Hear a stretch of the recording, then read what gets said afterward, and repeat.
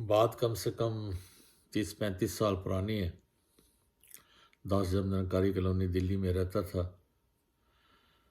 तो एक दिन जब ऊपर से सत्संग करके हॉल से नीचे सुबह की सत्संग करके लौटे, तो नीचे ही अक्सर हमारे सत्कार योग कोटूमल जी, महात्मा पुरातन संत नीचे खड़े होकर ही विचार सुनते थे, क्योंकि उन्होंने फिर एकदम ऑफिस जाना होता था। तो एक दिन जब दास सत्संग करके नीचे उतर रहा था, तो अचानक महात्माओं ने हाथ पकड़ लिया। कहते आओ महापुरुषों, आपको नाश्ता कराएं। अब इतने बड़े महात्मा पुरातन दास तो घबरा गया, भाई पता नहीं क्यों, क्या इम्तिहान ले रहे हैं।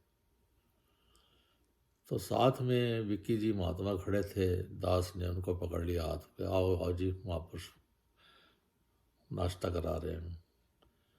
तो वो भी, उनको भी साथ ले लिया। हाँ हाँ, इनको भी ले लो ले लो।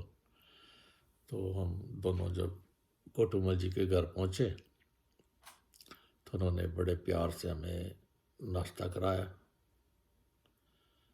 समागम के दिन 20-25 दिन बाकी थे अभी, तो उन्होंने बड़े प्यार से हमको सम्मान दिया। और क्योंकि उन दिनों में ओमी जी के साथ रहते थे, तो काफ़ी आगे आगे किया करते थे ओमी जी। तो कोटूमल जी समागम सेवा का चेक ले आए, कहते ये दास की सेवा है, समागम सेवा, और कुछ कपड़े दे दिए, ये आपके लिए। बहुत घबराहट हो रही थी, भाई पुरातन संत महात्मा है, अब इनके ध्यान में क्या आया, आई डोंट नो। तो अब नाश्ता कर लिया, कपड़े भी ले लिए, समागम की सेवा उन्होंने चेक दी, वो भी ले लिया। तो हम जब जैसे ही उठने लगे, अच्छा जी धनंकार, कहते नहीं अभी कहाँ धनंकार, बैठो। महात्मा जी अभी आप सत्संग करके आ रहे हैं, तो बख्शिश करोगे, अपने महापुरुषों ने अपने विचार में क्या कहा। मैंने कहा बोले भाई फंस गए हम तो, क्योंकि कई बार सत्संग में हम बैठ कर भी सत्संग में नहीं होते, शरीर रूप में तो बैठे होते हैं, ध्यान हमारा कहीं और होता है। तो दास ने विक्की जी की तरफ इशारा किया, महापुरुषों जवाब दो। कहने लगे अंकल जी मुझे कहाँ फंसा रहे हो, आपसे पूछा है जवाब दो। तो जरा सा थोड़े सोच में पड़ गए हम। तो कोटूमल जी कहते हैं चलो आप ऐसा करो, उस दिन मंगल सेन जी ने विचार की थी, पुरातन संत महात्मा, तो कहने लगे चलो उन्होंने कोई उदाहरण दिया होगा अपने विचार में, तो वो बख्शिश करो। सच जानो, दास ने निराकार का सिमरन किया और कृपा हो गई महाराज, वो जो उन्होंने कोई एक उदाहरण दिया था वो सुनाया और जान छुड़ाई। तो कृपा करो महाराज, ये संत महात्माओं की हर बात में कोई ना कोई राज होता है। ये हमें सिखाना चाहते थे कि आप सिर्फ सत्संग देखने मात्र आते हैं, दिखाने मात्र के, कुछ यहाँ से प्राप्त भी करके लेके जाते हैं।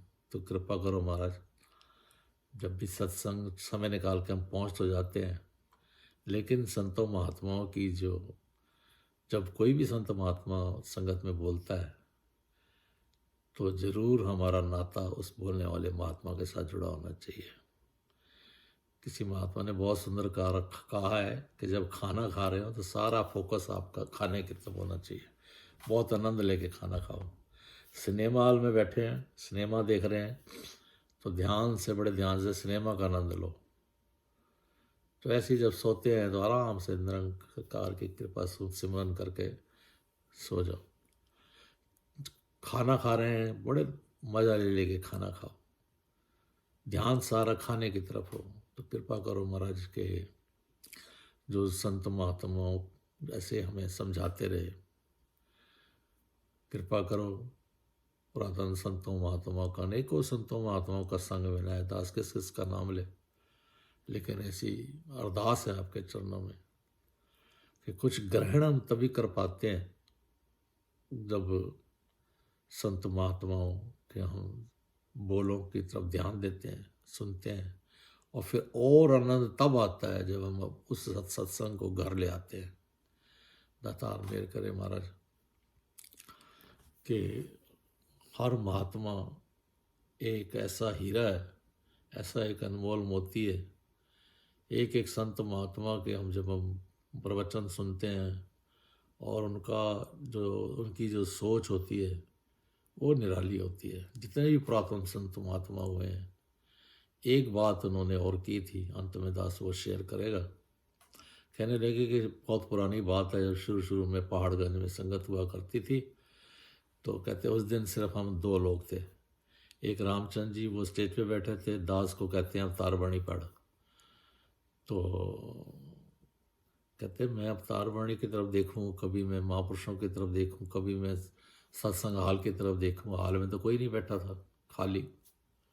तो जब दास ने कहते 2-3 बार ऐसे किया तो मुझे टोकते हैं, किनू सुनाना ही, असी संगत करनी है, असी विचार करनी है। तो दातार मेहर करे महाराज, जब भी सत्संग में जाएं इस सोच से ना जाएं कि कुछ सिखाने जा रहे हैं, सीखने जा रहे हैं। ऐसी भावना होनी चाहिए। जब हम सीखने की भावना से जाते हैं तो भंडारे भर जाते हैं। बाकी फिर कभी तो ऐसे ही दास सुबह जब उठता है तो आपसे आशीर्वाद लेने का दिल करता है। सच्चा पातशाह मेहर करे ऐसे ही जो संतों महात्माओं की सोच है उसका लाभ उठा सकें। प्यार से कहना धन्यवाद।